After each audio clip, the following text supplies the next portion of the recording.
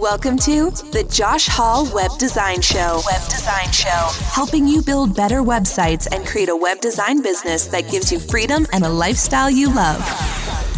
Hey friends, welcome into the podcast. This is episode 165, where we're going to take a deep dive into CRO. If you have not heard that term before, don't worry. I just recently knew of that term and feel like I should have known it a long time ago. It stands for conversion rate optimization.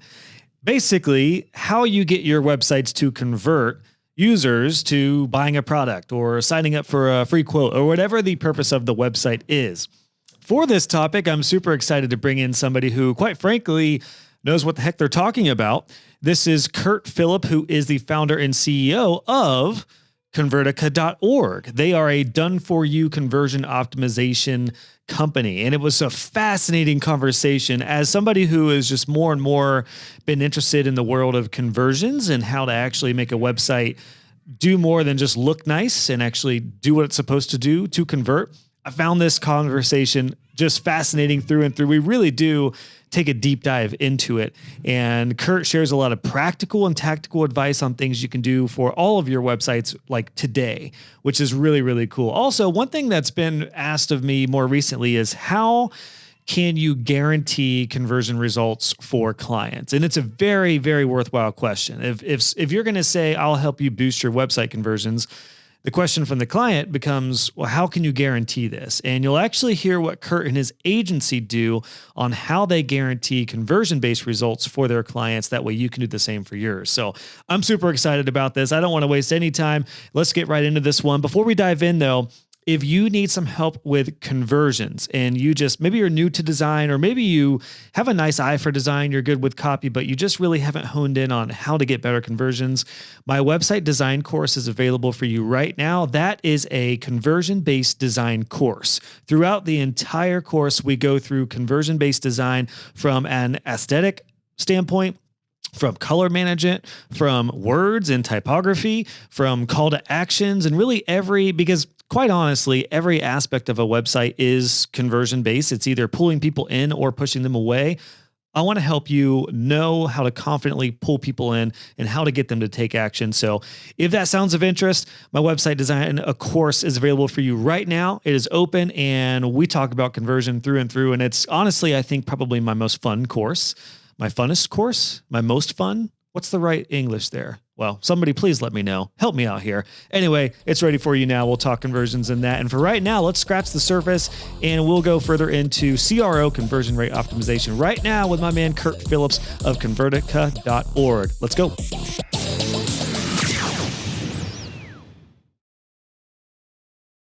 Kurt, welcome onto the podcast, man. Great to have you on. Thanks for having me on, Josh. Thanks for taking some time to chat today. I'm super excited to talk with you because we're about to dive into a topic that I am just super passionate and excited by, and that's conversions. You and I were introduced by a guest I had recently on the podcast, and he was like, "Hey man, you should talk to Kurt. He's all about conversions." And I was like, "Yes, I would love to talk about that." So before we dive into this deep dive into conversions and what you've seen working these days, why don't we start off with where you're based out of, and then when people ask you what you do, what do you tell them? Well, I'm based out of London, Southwest London, and depending on who the person is and their level of internet knowledge, I guess, will depend on my reply. So to my parents and my grandparents, I'm an online business consultant because that comes across as much more digestible than a conversion rate optimization specialist, right? Because I did used to use that, but then you just get absolutely stare blank. Like there's no reply to that at all from my, from baby boomers and older, I find. So yeah, that's how I answer those questions. That's well said. Yeah, it's I think all web designer. Now I'm a web design coach, but when I was just a web designer, it was really easy to say I build websites, and most everybody understood. Okay, I understand a website. It's a lot harder for me now because I'm like, well, I'm a coach, kind of a consultant, but a podcaster and a YouTuber. So most people are just really confused. So just like you, I kind of depends on the room I'm in as to how I'm going to answer that question. But I like that you said that, because it is kind of tricky to answer, particularly for folks who are listening who are more of a web entrepreneur than just a web designer. If they're doing strategy and marketing and consulting, it can be kind of hard to answer. So the reason I like to start these convos off like this is I think it's interesting to hear how everyone else answers that type of question. So well said, man. Yeah, that's great. Now, I would love to hear just a little bit of I think just to give us some context for what you do. I'd love to hear about your experience with Convertica and just with conversions in general. What does your backstory look like? And when did this, I'm assuming you're passionate about conversions. When did that come into play for you? Oh man. So when I was 15 or 16, which is like 2000-ish, I was one of the first people to get a computer in my school. This is back in I think my computer was a Pentium 1, 100 megahertz with like 250 megabytes of hard drive space or something. So I've been online and had an avid passion for computers when people used to call me a computer nerd at school, when it was so foreign that it was like weird, So yeah, that was before Wi-Fi. That was, just as dial-up internet was becoming big. So wouldn't go out and party on weekends. And me and my friends would just pack up our PCs and take them around to each other's house and link them up via local area network with a LAN cable directly into each other so we could play StarCraft and a few of the other games from the old days. And then because of those times, there was not a lot of information out there. So I self-taught how to build websites just by learning HTML for what was available on the internet in the early 2000s. And then from there, just years of, being interested in the internet and different technologies. I was just always into it. And then I was fortunate enough to get employed by someone who was a businessman. Well, he wasn't a business mentor, but he ended up becoming my business mentor and still is to this day, and allowed me to understand how to monetize that and look for opportunity from a monetary perspective and understanding economics and understanding supply and demand and all that sort of stuff. So yeah, it was a gradual progression from there. But I moved to Chiang Mai in northern Thailand in 2011, and it was just becoming a internet marketing hub, I guess. A lot of guys could live up there for really cheap, but a super high quality of life, like really modern apartments for like $1,000 a month with like 50 megabyte a second internet in 2012. Wow. And then awesome coffee shops everywhere. It was a real uni town. So there was a lot of cool facilities for us. And then because of that, there was a lot of networking events and picking each other's brains and masterminds and all that. So it became like this little hub of ideas. And side note, Julian, who introduced us, who was on the podcast recently, is that how you guys met initially? Yeah, through those networks. Yeah. So, he's in a different circle. He came a bit later, I think, maybe 15, 16. But yeah, it was within those circles, because I think he's still out in Thailand now. And yeah, so I was doing SEO. It was the SEO capital of the world, is what we called it back in the day. And then as people got more knowledge in business and became more mature business people, then people started becoming investors. People started becoming a lot of people pivoted into Bitcoin in the early 2010s and made a shitload. And a lot of people just went different transitions, all starting from SEO backgrounds primarily, or internet marketing backgrounds. A lot of coaches out there, a lot of course people, and a lot of, just online money. Because $2,000-3,000 out there, you could live a life quality of like 100, 150 in the US. It's really, really, really, really high quality life, and still is today. And then, so I was in SEO, and then I was partnered with a really popular SEO guy out there. And then we had a portfolio of businesses where I was doing conversion and I was head of monetization for this business.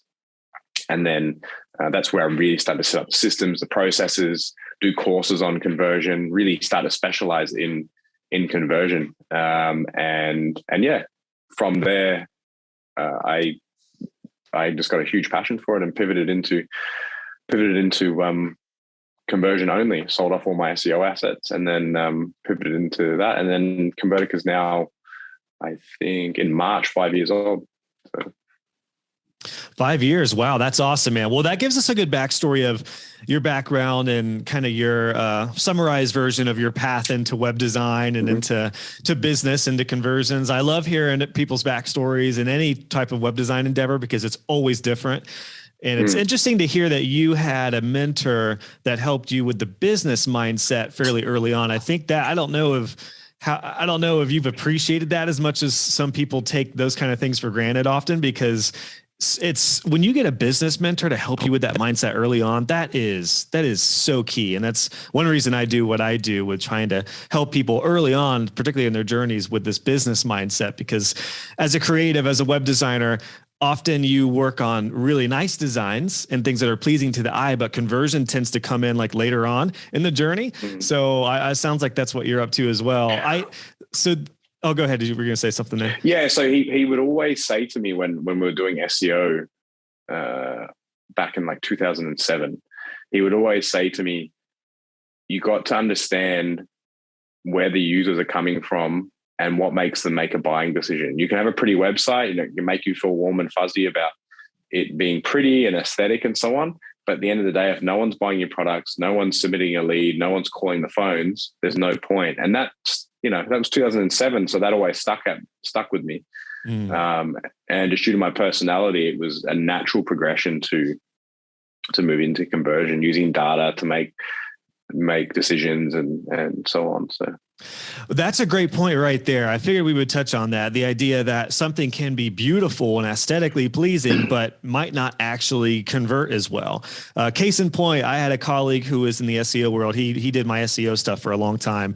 Great guy, super knowledgeable with SEO and back-end website stuff. Terrible designer, awful designer, which is why I had him do that kind of stuff. But what was interesting is he had designed a site that looked not great in the nicest way to put it, but it actually converted quite well for his client. And then his client got it redesigned to a site that was super modern, really trendy, technically probably looked nicer, but their sales dropped dramatically after that. It wasn't as conversion based, or it wasn't as user friendly for that industry. I forget what industry it was. It was probably catering to a demographic that needed a phone number and a buy now kind of button. Whereas I think a lot of moderate agencies tend to make it harder sometimes for people to know where to go or what to do, just because it's creative and modern, whatever you want to call it. But it was a perfect example of like that site actually didn't look great, but it converted really well. So that client ended up having him put the old site back up and essentially wasted thousands of dollars on a redesign that didn't convert well. So I think it's a really good point. Sometimes something can be beautiful,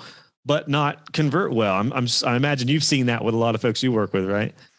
Yeah, we had back in like 2017 or 2018, we had some guys that had a really good campaign, like 60% increase in conversion, something like that by the end of the campaign. We're wrapping it up and they're like, hey, we think we're going to do a web redesign. And we're just like, why? We just absolutely, crush this campaign and it's great the way it is. But people want, shiny objects, grass is greener. And they were just ready to bin all of that data and obviously take some learnings into this new design. But we just said, look, for a small fee, because they're already our clients, we'll split test this new design versus your old design on your top 5 pages. So we'll get the pages done up in standard HTML, and we can actually split test the variations. And the new site was super slick, all cool widgets and like animated sliders and all this cool stuff. And it did look really nice. But the original site, it was a review site, right?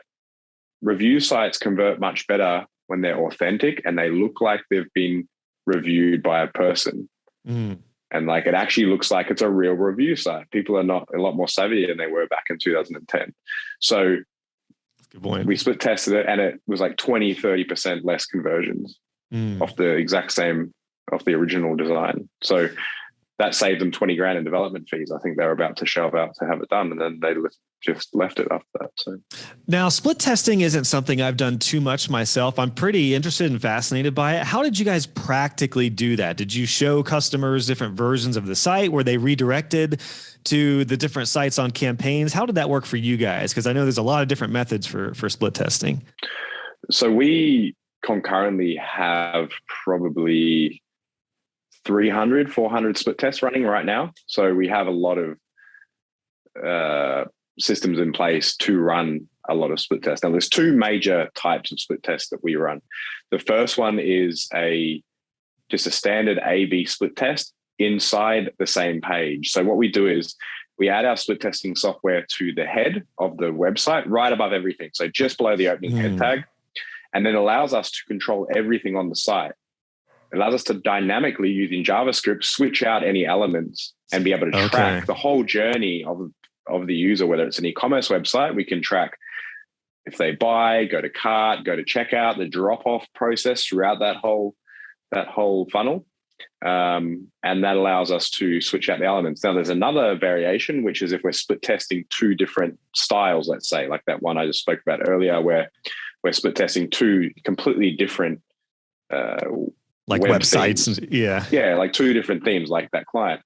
Then we would do a split URL test. So it's before the page loads, it redirects to another page and tracks the journey through that way. So the user doesn't know at all they're seeing a different variation. That's just part of the journey, that like they think that's a website. And that's very important, that they don't think they're getting a different version, because that would change their buying motive. So Good point for sure. Yeah, that's fascinating. I'm really interested I'm getting more and more interested in split testing, especially now that I'm diving further into email marketing and different landing pages and a little further into Google or Facebook ads now and stuff. And I think a lot of my students are doing the same. We're all exploring different marketing strategies for either us or our clients as well.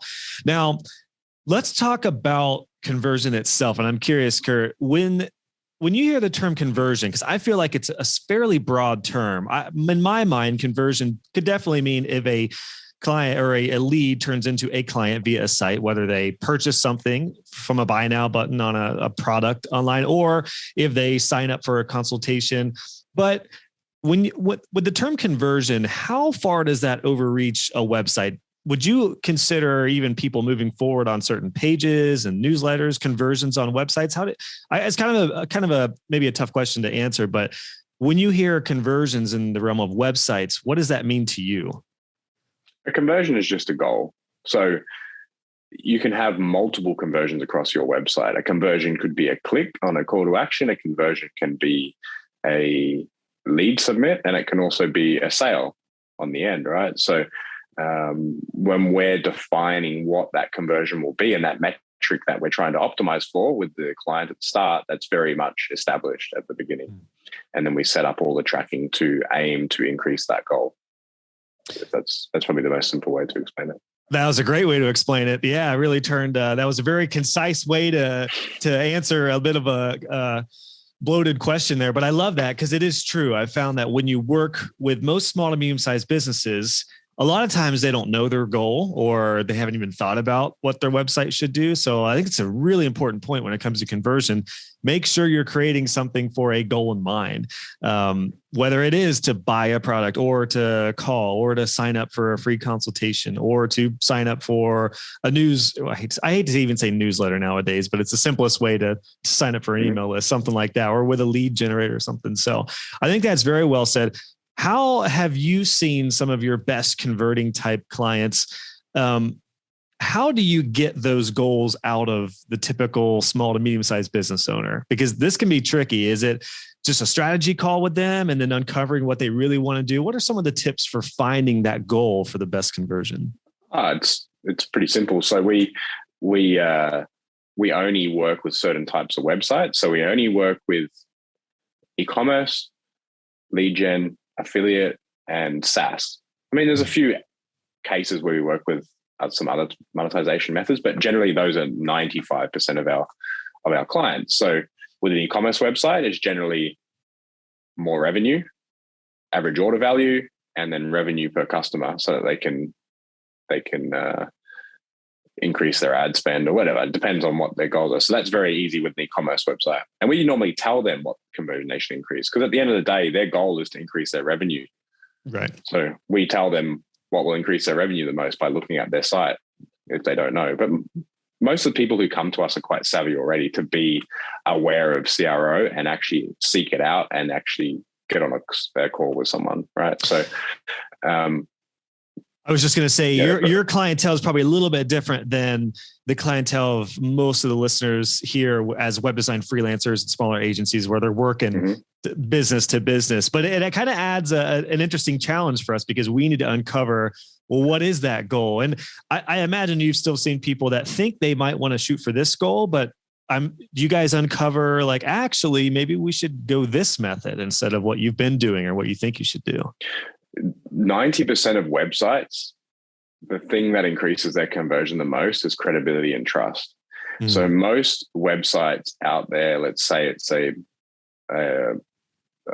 bricklayer website, or no, let's just say like a construction business. They have a website. In the headline, in the top hero section, it says, "We are a construction business in Baltimore," whatever.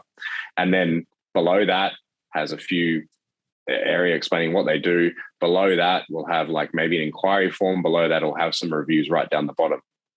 But there's no credibility and trust there. Like, that person probably won't scroll past the second section.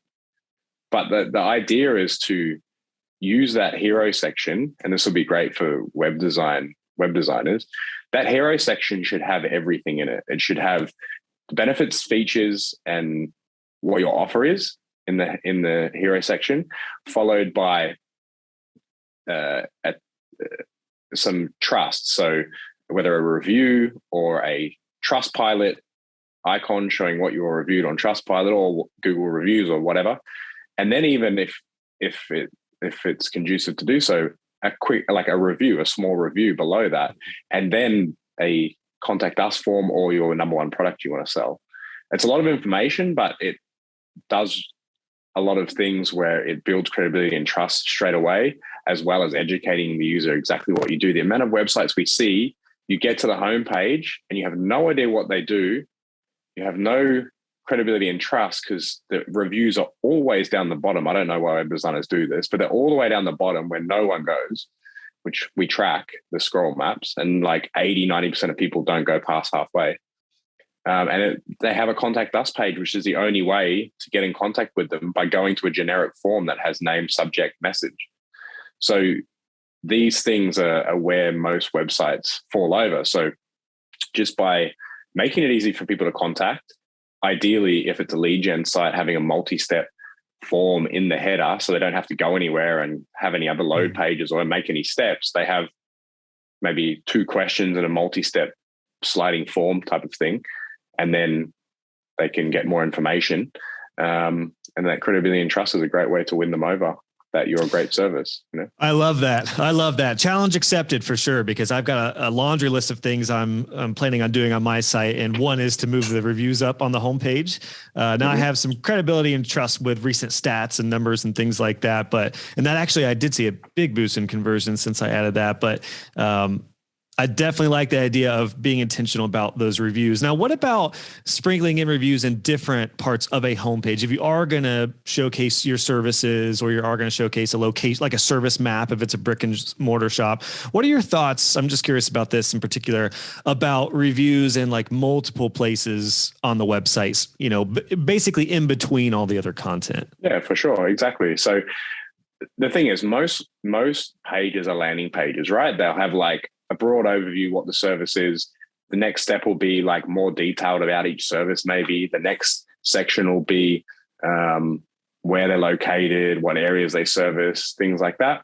And then, but every stage, someone might convert or be ready to convert once they've found out where you service or found out what your services are. Maybe they're looking for a certain service and they are scrolling down to find if you actually do it. Oh, cool. And then below that's a review about how good that exact service was they're looking for. Of course, it's going to convert more. So if you look at our homepage, we have, like I said, the offer, we have the lead gen, the lead capture, then we have like the review stars, and we have exactly what we do in a bit more detail, more reviews, a bit more about what we do, more reviews, and then like 5 case studies backing up those reviews. So yeah. That's great. Let's hit on case studies, because I feel like this is a bit of the new wave instead of a typical testimonial or typical review. I guess first question in regards to case study would be, how much more powerful is a case study opposed to just a typical, this laundry cleaner was awesome, they did a great job? How much more powerful is it? Well, I guess maybe a laundry cleaner isn't the best example for a case study, but like in your guys' case where it's a more of intensive type of service, how much more powerful is a case study opposed to just a review? It grew us very quickly in the first year. So what I did was I went and did conversion rate optimization on 4 or 5 industry authorities' websites. And then the deal was that we do a case study on their website if the campaign's successful. So okay. That's exactly what happened. So we did 1 or 2 affiliate, we did a lead gen, we did an e-commerce. And because it's on their website, about their site from our company, it's even more trustworthy, because you can post any old stuff on your website. But if it's on the website of the company that you just did the case study for, it's going to be 10 times more trustworthy. So yeah, that's what we did, and that was huge. Case studies are the industry specific, right? If obviously it's a laundromat, you can't really do a case study. But if it's a service and you're explaining the service step by step and the customer journey, the problems they had, the problems you solve, how you then solve those problems in detail, and then the results you got, there's no better way to win over the customers. And that was where in the first 6 months we spent most of the time, was getting those case studies, because you can't really go wrong if you have all that information, because there's so much people selling everything. Your inbox, I'm sure, has been absolutely overflowing with 50% off this, 60% off that. You just numb to it all now after 4 days of it, 5 days of it. So you need to somehow differentiate yourself from the pack. And that's what I noticed when I was looking around. CRO wasn't as mature as it is now. 5 years ago, there wasn't many guys doing it. Therefore, the guys that were doing it weren't really doing it that well in terms of selling the service. I'm not talking about in terms of doing the service, but selling the service. So I really spent a lot of time from my experience in affiliate and lead gen to do that with our own site.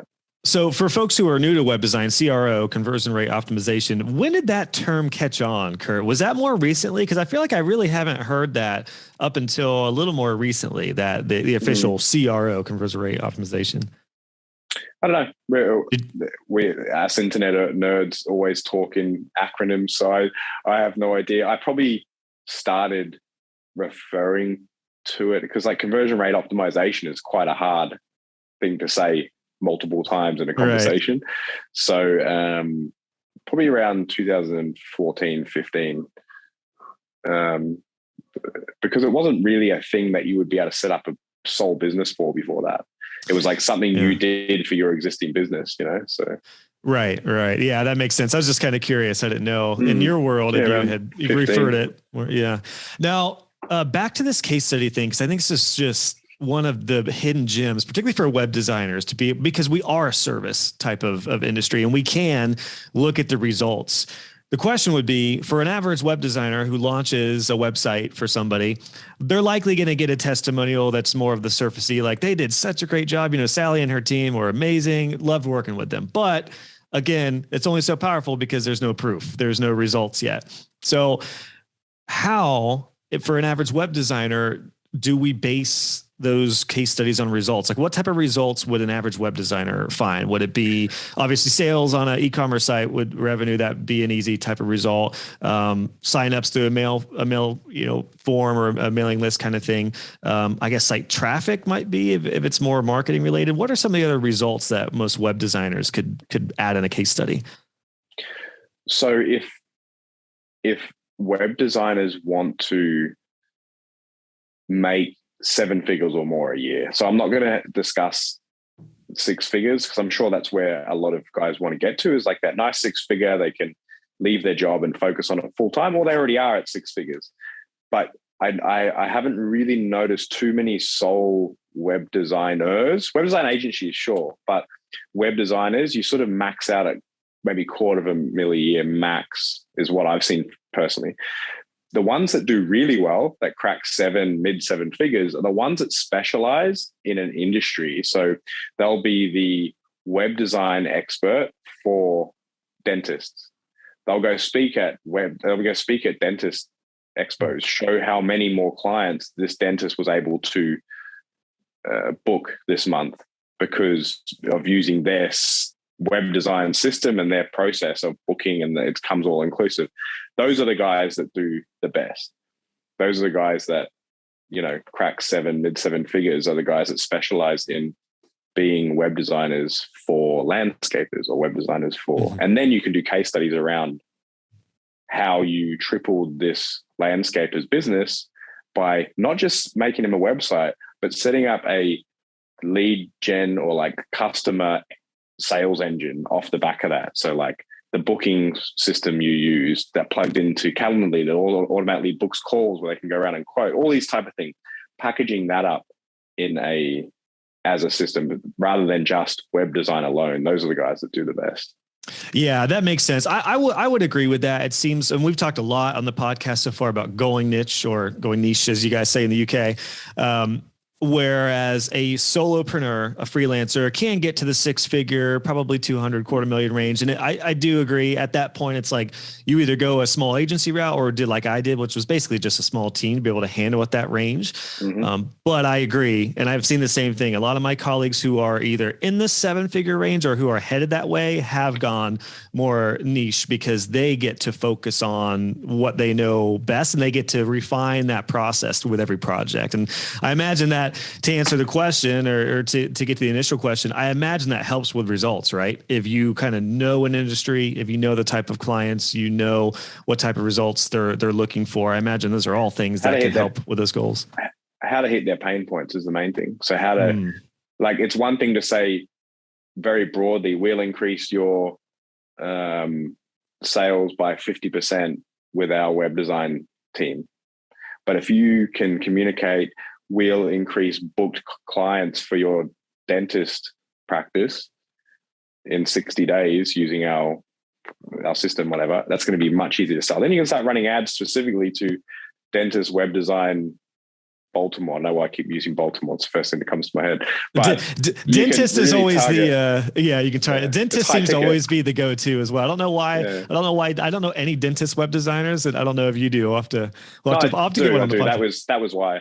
That was one of the guys at a conference I went to a few years ago that motivated me to scale my business in the way I did was he did SEO for dentists and then also web design on top of that. So he showed his process of how he grew to seven figures and everything. So I modeled mine sort of off that, or it stayed in my head when I move forward. So that's man, I might have to talk with him. I would love to pick his brain about that. If you'd be down for an intro, I think they scaled a bit too much and it went bust last year. So this is 5 years ago. They tried to push it a bit hard and then over leveraged and Well, I was just recently, I had Troy Dean on the podcast, who's a WordPress legend. I know Troy.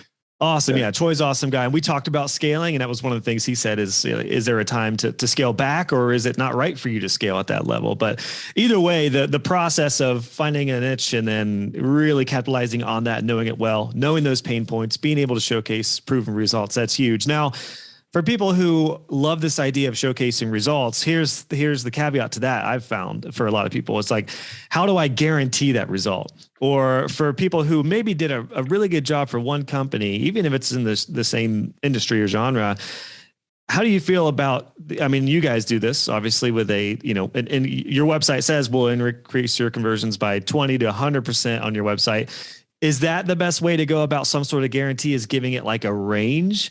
And devil's advocate question, if somebody works with you here, Kurt, and their conversions are only go up by 10%, how does that work? I guess the question is, how do you offer a guarantee when there's probably a lot of variables in there for a service? Yeah, so we've changed that model a few times over the years. So initially we were offering a guarantee.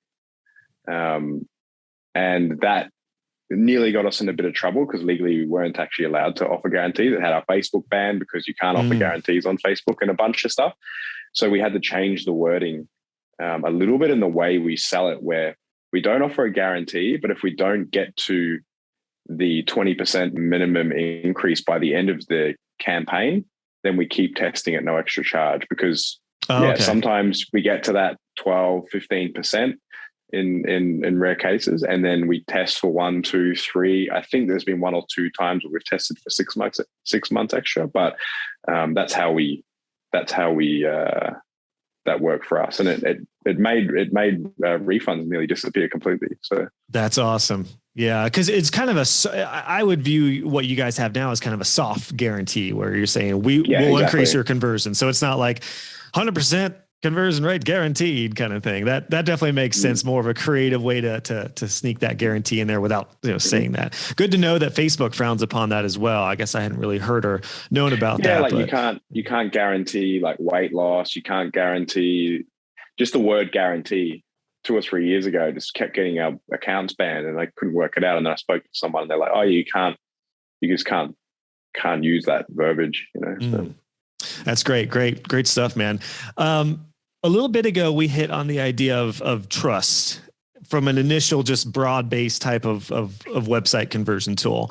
Trust, authenticity, reviews, things like that.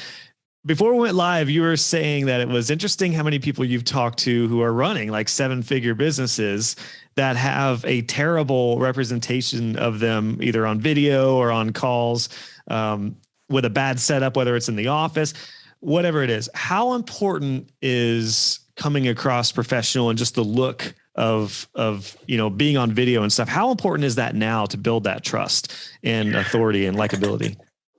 I think a lot of the world has had to adjust very quickly to Zoom meetings, in the last 18, 24 months.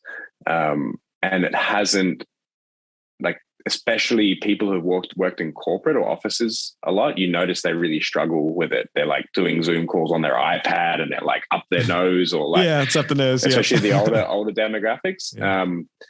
But I see it like I have a digital SLR set up, so do you, and good sound and everything like that. And it's like, I see it as like, how do you dress in public? Like, do you dress shabby? Do you dress like a bit rough and look like you're hungover all the time? Well, you're going to be judged very quickly for that. And I view the same. It's not as much online because, up until the recent version of the MacBook, the camera was like 720p.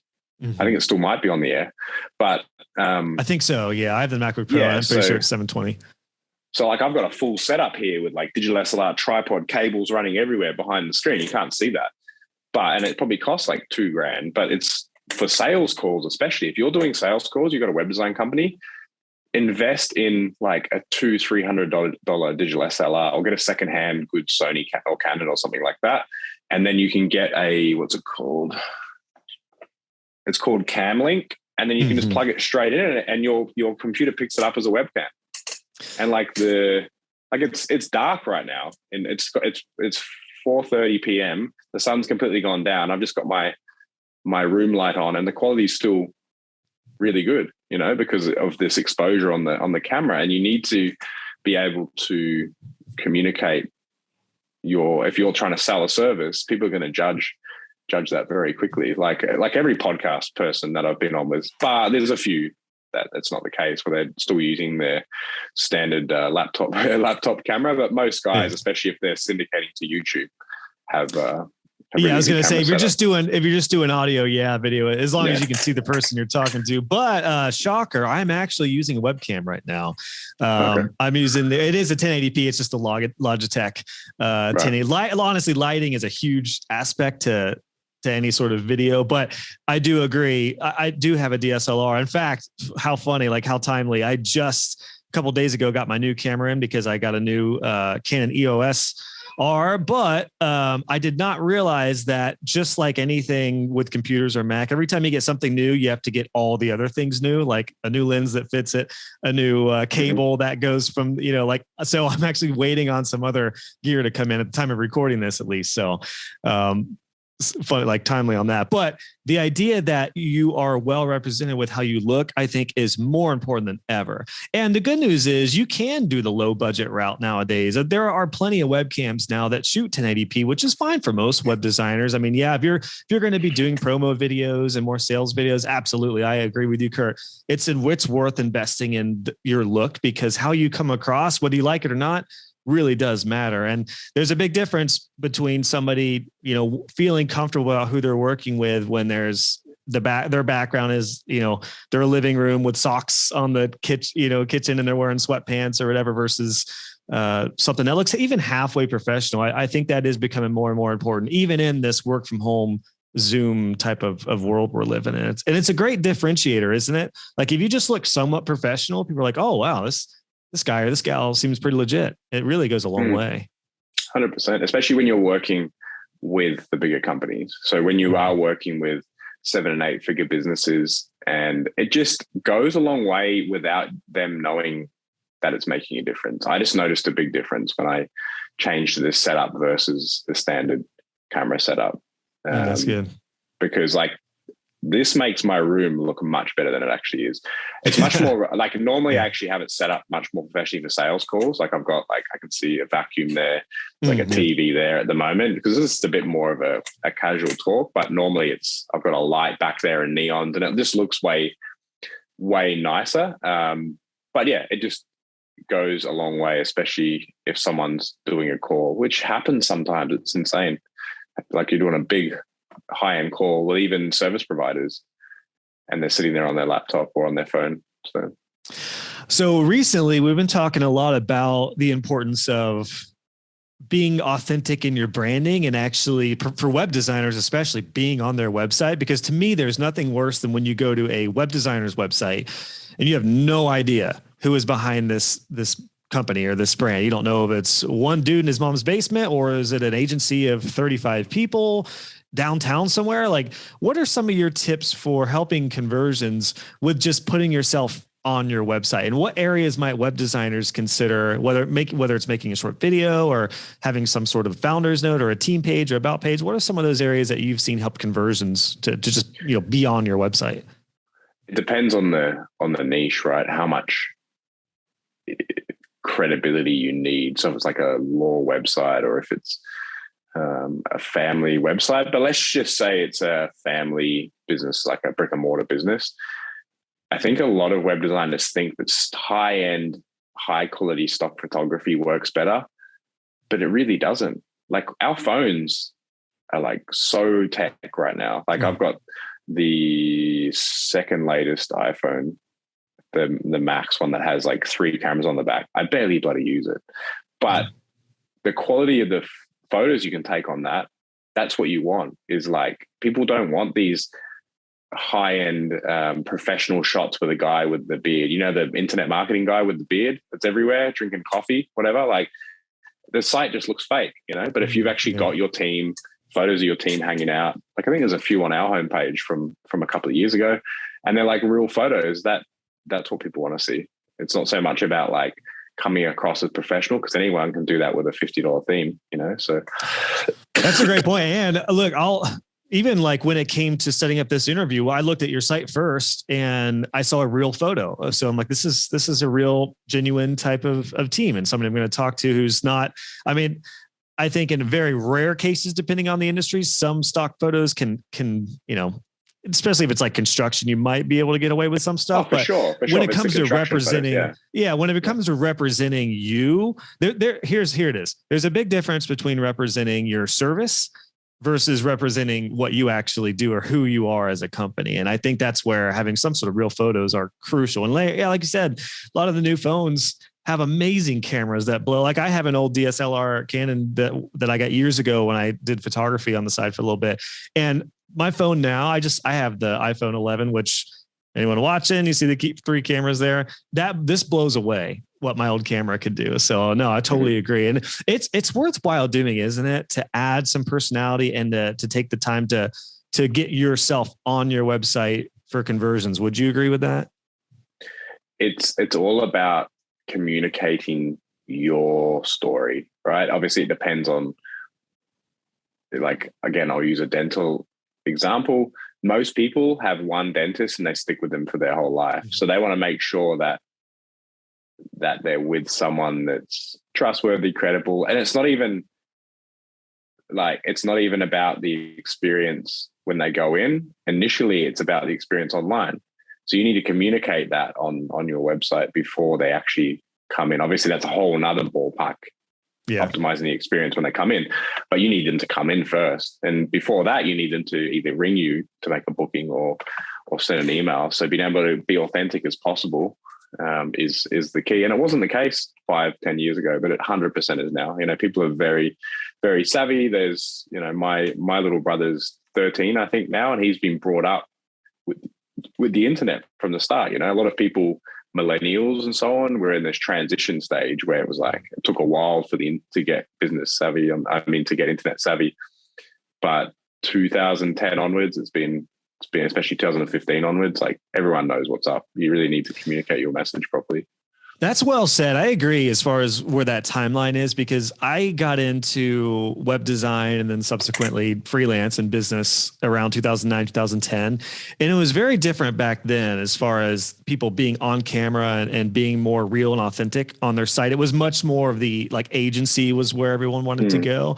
And coincidentally, I never felt comfortable going the agency route. I always liked being more real and being myself. And I enjoyed being a solopreneur for a long time, until even when I scaled very on a low level with a small team.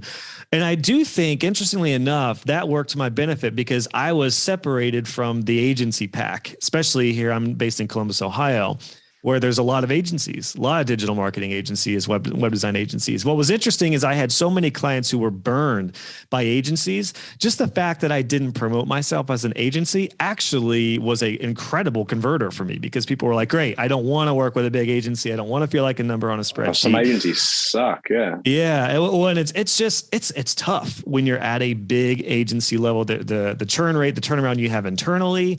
I think when it comes to conversions and being able to track as an agency, as a generalist, when you're working with a lot of different industries, that can be even more challenging at scale. So, I think and I'd be curious about your thoughts about this with this landscape of entrepreneurship and technology, and we're in. I feel like there's a bigger and greater opportunity for solopreneurs, freelancers, and folks who just want to have maybe a small team that's remote. I mean, you guys are fairly small with Convertica, right? No, define small, but we're 22. So. Okay. Okay. So I wasn't sure if you were like the 15 or 16 mark, but compared to agencies who are, 50, 60, 70 plus with designers. And I subcontracted for an agency like that had hundreds, and it was like, man, the turnaround, the churn that they had there was brutal.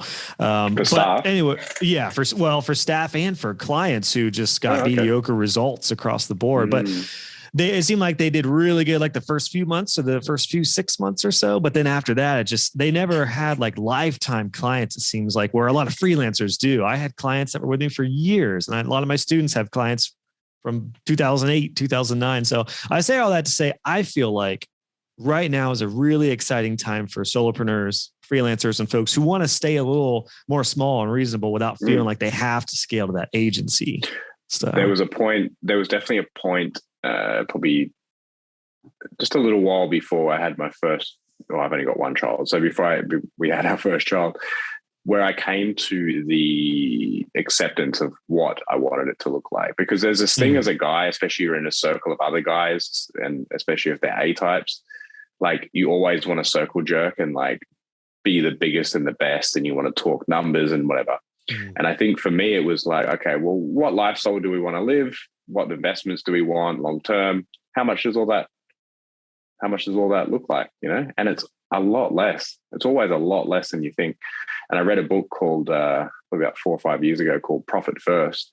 And it was about paying yourself first and then making all the expenses fit into a defined the rest of what you want, right? And that really helped me to work that out and stay at a size, like purposefully stay at a size that was 22 staff. I have a direct access to all my staff. I don't talk to them all every week. I have middle management of 3 people that I talk to, and then they communicate with the staff, but I still have a direct line with them all. I still know them all these type of things. Whereas when you get above 30, you might have to get another HR and all these type of things. And then it was also the revenue levels above a certain size, you actually become a lot less profitable, because then you have to have another level of management, and then you have to have all this other stuff. So we found that size just because we worked backwards. We defined what we wanted first, and then worked backwards to make the business fit into that narrative. So. Yeah, and that just that whole idea, that whole premise that you just mapped out of doing what works for you and just kind of getting away from the comparison game, which it's funny you have the analogy of like, a bunch of alpha male type of dudes who it kind of reminds me of like middle school weight room, where all the guys would just try to, do the heaviest bench press. And then when one dude got off, the next dude would add, tens on each side and to do that. It just never stops. It's very much like that in the business world. And I'm sure it's the same in female entrepreneurship circles and in any type of entrepreneurship circles. In web design, the comparison trap and imposter syndrome is huge, because you look at all these other people who are so further ahead of the journey than you with their design and their SEO knowledge or conversion knowledge, whatever it is. And it can be really easy to lose sight of your progress. And I don't want to take us on a tangent of imposter syndrome, but I've just found that idea of staying your lane and just looking forward is key. So I'm glad you brought that up, because I think it's a big one. And just one more point on that too. It's not about comparing yourself to what these other people have. It's about comparing yourself to the perception of what these other people have. The fact is, when I've got actually dug deep, and I've been in a lot of masterminds over the years, most of them are not what they sell, like are not what they perceive, how you perceive them online. Most of them are like really struggling. They're making good revenue, or they were at some point, and they made it public, but then nothing ever lasts forever, So it's like, then you never hear from them, but you still anchor to that point because that's where you want to be. So then you're comparing it to something that doesn't exist. So that's why I felt it was really clear to just disconnect from all that and then just work out what you wanted. And then I also read another book called A Company of One, which helped with that too. I was just going to mention that. Yeah. Paul Jarvis. Yeah. It's another great book on the topic. And that's it. It's just like corporate. When you go corporate and you go like large scale, it's like money just disappears. And it's like, we don't need to be like that. We can be boutique, especially as a web design studio. You can be boutique and like make 100 or 200 a year and like live a great lifestyle and have a small team, and it can be great. It's like, it doesn't need to, like, to get from 100 or 200 profit to like a mil profit. It's a whole different kettle of fish, and it's like the stress that comes with that is you're not selling your soul, but you're like, it's going to take some years and years of like committed to that company. Right. So. Yeah, no, I agree. I think most everyone listening is probably in that same mindset or headspace of just living a business that you want to live and that you can focus on and you can work on. And I'm going to give you a cheesy segue back into conversions, because if you have more time to focus on your business instead of worrying with payroll and everything else that's included, you can work on things like conversions and making more, like you just said, profit over revenue. I'd love to end this conversation with a couple tactile things on conversions for websites in particular. I think, one thing that I've seen be tricky for most, whether it's most web designers or most industries, is the amount of stuff to put on a website. Now, I'm all about content marketing, but I know a lot of people struggle with, well, how much should I put on my homepage to help with conversions versus like, how much information do I want to put on services page? I'd be curious to get your mindset about that. Like, let's stick with web designers who have a lot of different services or doing a lot of different things. But the question would be, how much is too much when it comes to like how much we want to put on our website? Have you seen less is more convert better nowadays, or does having the extended amount of content help with conversions? Most of the time, because a lot of people copy a lot of other people and they look at other websites in their industry and use that as a benchmark to start designing their site. I think people get confused with a website that's built for SEO and a website that's built for sales. So having owned an SEO company for 10 years, or a few SEO companies for 10 years, the top 20% of the page is sales content. The rest is to rank for the search engines. So you need to be able to communicate very clearly what your offer is, what's featured in your offer, or what, a quick way to summarize it up, then more details down below. So, I mean, there's no clear way to answer what is too long, but it shouldn't be. Like, if you need too much to explain, if you need thousands of words to explain, that's not for SEO, then your business is too complicated. Like, I love that answer. Though, yeah. I was just going to say that premise of like the top 20% of the page as sales and the rest to back that up. That right there is a game changing type of mindset, because then suddenly you feel like, okay, I don't need to load up this service page with everything about it. And then at the very end, say, call for a free consultation. What would you say in that case? Have the kind of like what you said earlier, have the benefits, have the main features or the results, and then contact us. And then below that, have more content that boosts it up, whether it's from an SEO perspective, or there's the occasional clients who want to dig in and find out a little more. Is that kind of the idea behind this, is to fill that top 20% with the highest converting things? So I just think like, there's no clear number on how long it has to be, but you just use the top for explaining what your offer is, the benefits and features, a way for them to contact you, but don't say contact us or like send mail or something like that. Give them a reason to contact you, whether that's a 2-page PDF guide on how to make dentist websites convert. Give them something of value. I see it so often where people have a pop-up saying, join our newsletter. What is that? What does that even mean, join our newsletter? What am I getting? What's involved with it? Instead, give away, like, if it's a dentist website, give away the top 3 things that convert on dentist websites to get more customers in the door, and create a small PDF. Get them onto your list, and then create an email sequence that builds a relationship with these customers over time. Then below that, have testimonials, reviews, case studies if you can. Like, if you can have a case study how you helped 5 different businesses triple their bookings or sales or whatever. Like, that's what you need to focus on: credibility and trust, and being very clear with your offer, but don't make it complicated and go into too much detail. A lot of web designers offer web design, PPC, SEO, CRO. Like, when I see these, I instantly leave when I'm looking at clients like that, because you can barely be a good SEO committed to it full time. I have hundreds of people I know doing it that are committed to it full time and barely have success with it. So to do SEO, when you say you do SEO, you mean you're changing the title tags and doing like basic on page. That's what they mean. Right. But instead, don't sell your prospective customers on all the technical. Sell your customers on that they're going to make more money, that they're going to make more sales. That's all they care about. But too many people get caught up with the tech speak, like all these other stuff. But at the end of the day, most layman people that aren't in tech and aren't in web, they just want to know that if they use your services and they're going to pay 10 grand, that they'll make 100.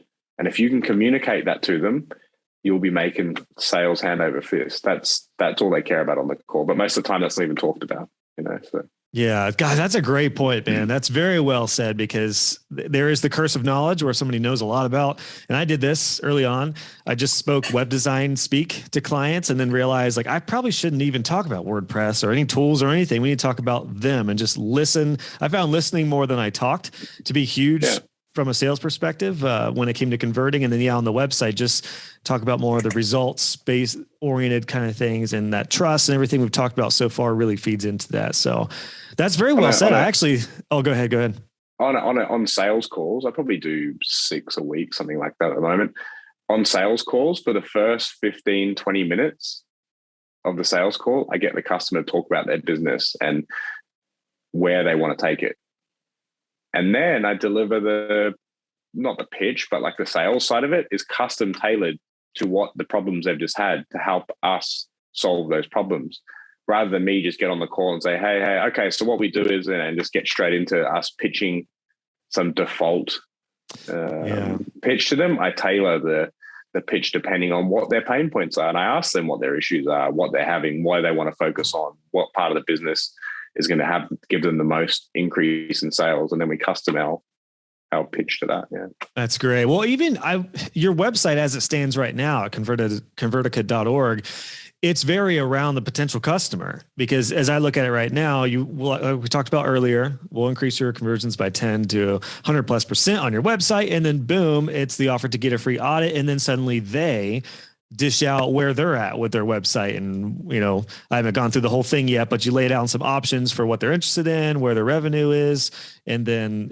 some details about their website. So I think that's a great little case study in itself. If you just make it around the customer and the type of results you give, that's it for conversions, isn't it? Really, web design clients are not going to buy a nice website. They want results. They just want to know, how the heck are you going to help me grow my business, or whatever the main goal is going to be. So I think that's well said. And just to back up your point about hey, sign up for our newsletter. That's kind of like what I said earlier I'm trying to avoid that lingo because it's so dated.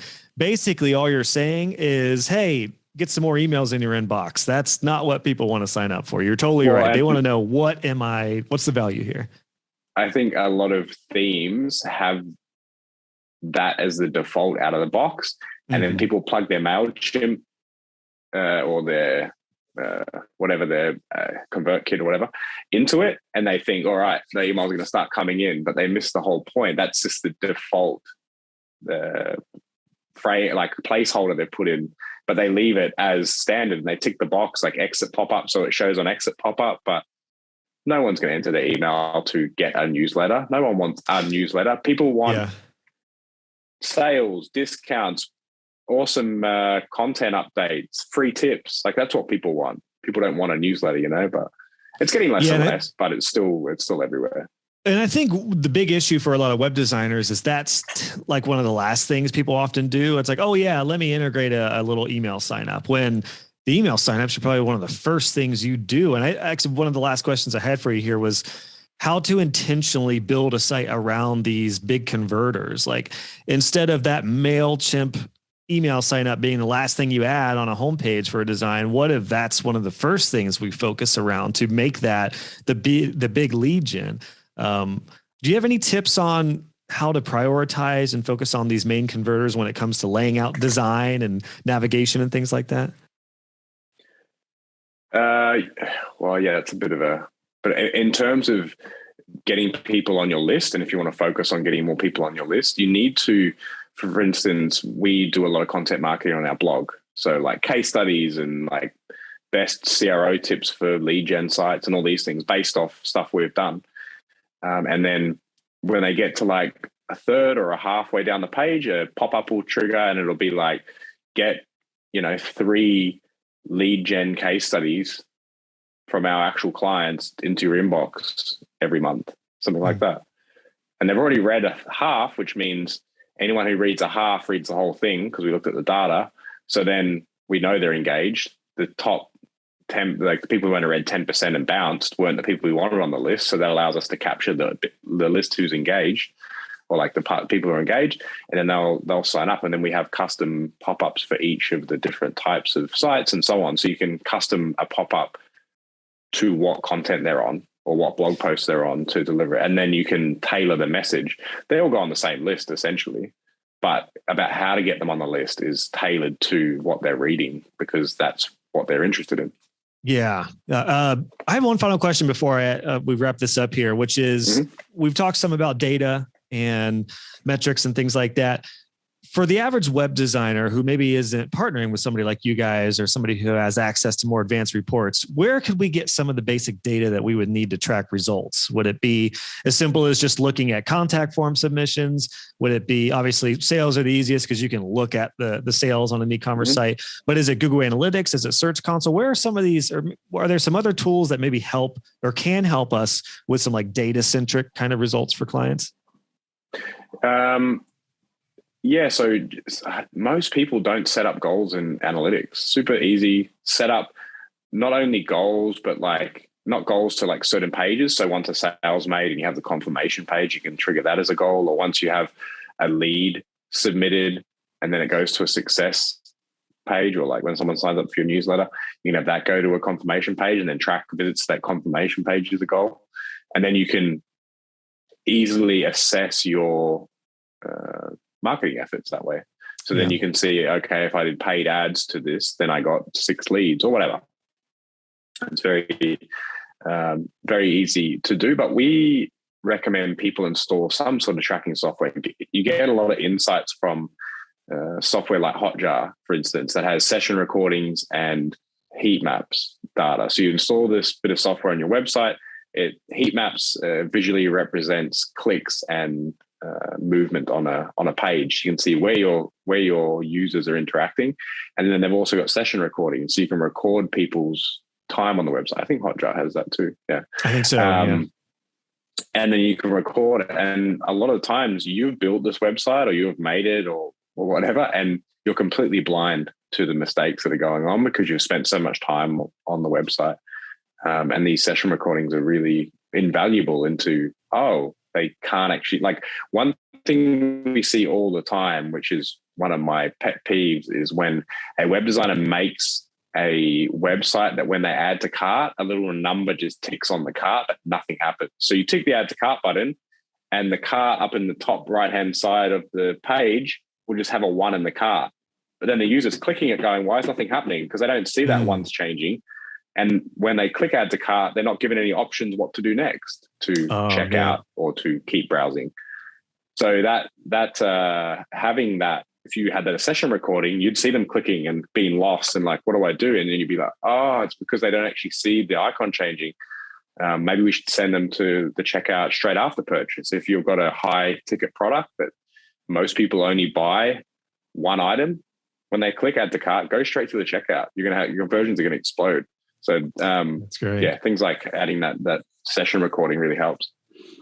Those are great little tips, man. I love the tactile stuff. No, that's perfect. I really think that's a great way to kind of put a cap on this combo. We really covered quite a bit in conversion, man. I've enjoyed this chat and enjoyed a lot of the things we've uncovered here as far as some of the basic principles that you've seen work with, the importance of that hero section, that first 20%, also integrating content and SEO type of friendly stuff. And that was all great, man. I'm curious. I have one final question before we head off here, Kurt, but where would you like people to go to get to know you guys better and check you out? Yeah, just our website, convertica.org. Everything's there. We've got on the homepage, we've got a bunch of case studies and testimonials about our service. But then in the blog, we just give away a ton of information, 100% free. And those who want to find out more from us can find out more from us. And those who want to just read, we don't put it behind a paywall or anything. It's just about giving that education away to those who need it. And we see our stuff everywhere, like our multi-step form. In the header, like I see it everywhere. The people who have literally copied the code exactly on their website. Great, that's all good, So yeah, it's like I really don't care. So yeah, all that information's there, and Cool. And I know we have a coupon code I'll mention early on here for anyone interested in working with you guys. Our Wi-Fi is getting a little glitchy right now, so if you're still with me here, Kurt, last question I have for you: what is your favorite conversion tactic? Like, is there one that just fires you up that you just really enjoy implementing on a lot of projects? A lot of this one really works well on a sales call because it's like, of course. So, and I know all the web designers from now on that are working on e-commerce websites will integrate this. So when on a mobile device, on an e-commerce website, when you're on a product page, make the buy now button floating at the bottom of the phone, just above the thumb at all times. That's it. That one conversion thing when we split tested on mobile always has an increase because the buy now button is right there above the thumb. When they're right down the bottom of the page or at the top of the page, whatever, they can just click buy now and it's right there. So that works all the time. And I don't know why that hasn't become like an industry default. But. That's awesome. What a cool little trick, man. Kurt, thank you for your time, dude. I've loved this chat. We might have to do another one on like e-commerce conversions specifically, because you just opened up a whole can of worms in my mind with questions I want to hit you with. So this was great, man. Thanks for taking some time to chat with us today, dude. Cheers, Josh. Cheers, man. Hey guys and gals, just wanted to pop in with a couple things before you head out. If you enjoyed this episode, please consider leaving a review on iTunes or wherever you listen to this podcast. I would love to hear your feedback, and it will also help other web designers find the show. Be sure to check out the show notes for this episode. Just go to joshhall.co, click on podcasts, and search this episode number, and you'll find all the links, descriptions, and resources we talked about. And if you haven't already, make sure you subscribe, and you'll be notified when the next episode is live. Thanks again for tuning in, and I'll catch you guys on the next episode.